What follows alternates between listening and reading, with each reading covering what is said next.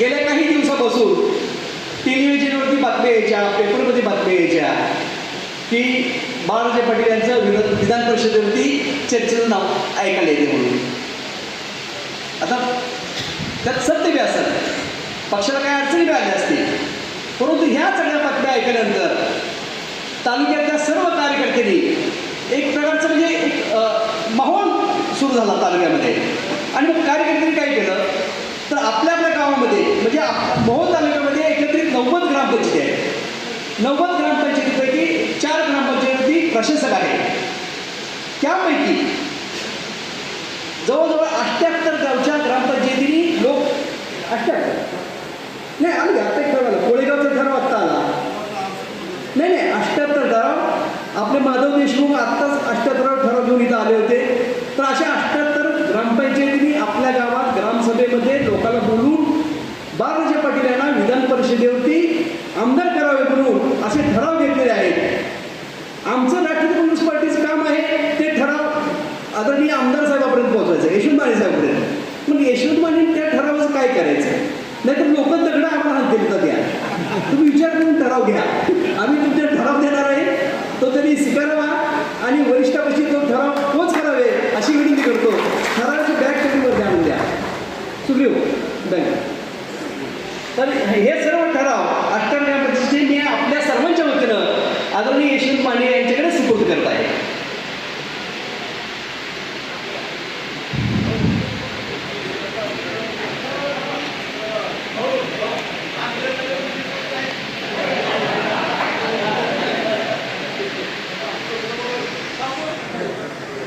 आज आमच्या सर्वांच्या म्हणण्यात तेच आहे. त्यांच्या वतीनं तात्या मी तुमच्याकडे मागणं करतोय, कारण श्रीकृष्ण हा रथाचे सारथे, तुम्ही रथाचे सारथे.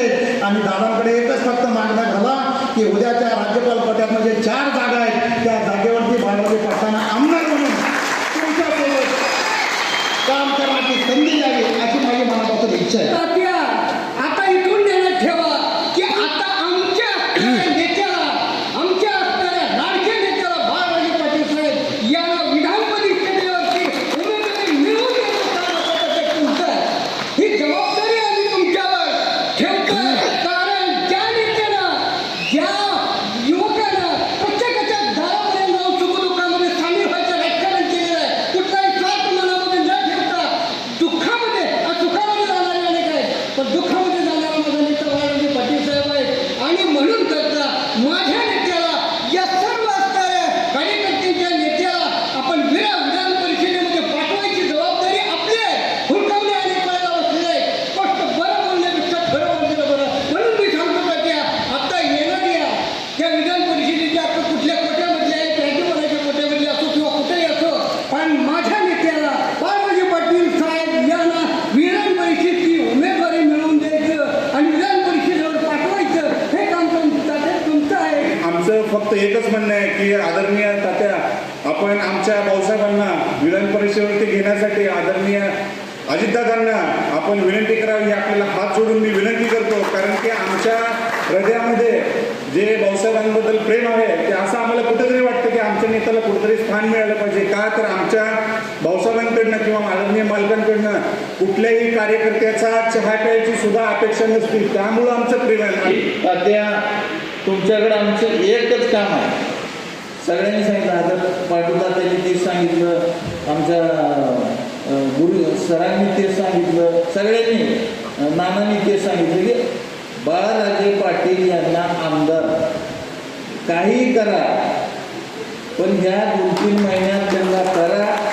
आणि केलेलं ही श्रेय जे आहे ते आम्ही कुठेही तुमचं कमी पडू देणार नाही. विधानसभेला त्याची बरोबर भरपाई करून देऊ. तात्या माझी एकच विनंती आहे, आम्ही मागच्या 5-6 दिवसाखाली जवळजवळ 80 ग्रामपंचायतीनं ठराव केला आहे की बाळासाहेब पाटील यांना विधान परिषदेत घ्यावं असा ठराव केला आहे. कारण कसं आहे की काय असं होतं की काय बाबा स्वतःहून आम्ही ह्या सगळ्या गोष्टी राहुल गोरेच्या अध्यक्षतेखाली तयार करून ठेवल्या की आम्ही तुम्हाला देणार आहोत. तात्या एवढंच लोकनेते परिवाराची निष्ठा किंवा सन्माननीय आमदार साहेबांची निष्ठा ही संपूर्ण महाराष्ट्रभर प्रसिद्ध आहे की त्यांनी